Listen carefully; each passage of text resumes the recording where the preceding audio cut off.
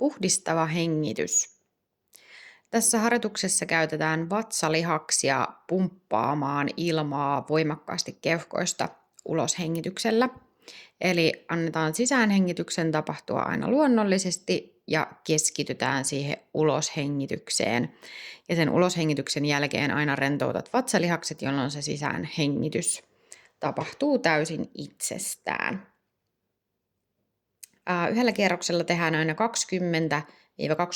hengitystä ja yhteensä voi tehdä 2-3 kierrosta. Ja tarkoituksena olisi pitää semmoinen tasainen ja nopea, ehkä pumppaava rytmi. Alkuun valitse istuma-asento, joka tuntuu mukavalta. Voit istua joko lattialla tai tuolilla, jalkapohjat lattiaa vasten. Pidä selkä suorana ja asento silti semmoisena rentona. Sulje huulet kevyesti ja hengitä koko harjoituksen ajan nenän kautta.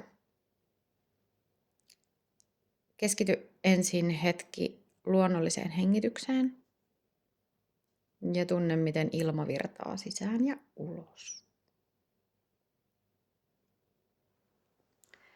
Aloitetaan sitten sisäänhengityksellä ja jokainen uloshengitys kuulostaa about tältä.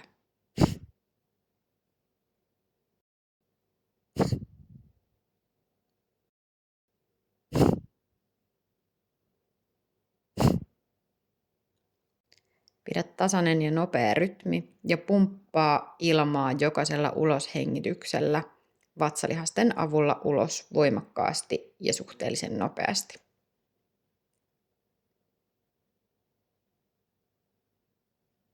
Jokaisen uloshengityksen jälkeen koita rentouttaa vatsalihakset ja sisäänhengitys tulisi aina itsestään.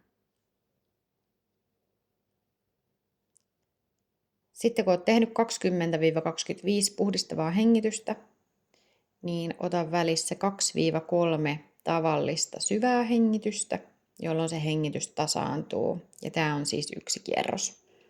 Ja toista sen jälkeen 2-3 kierrosta. Sitten kun olet valmis, niin hengitä syvään sisään ja ulos muutaman kerran ihan rauhassa. Istut hetken hiljaa paikoillasi. Tunnustelet kehoa ja mieltä. Kiitos.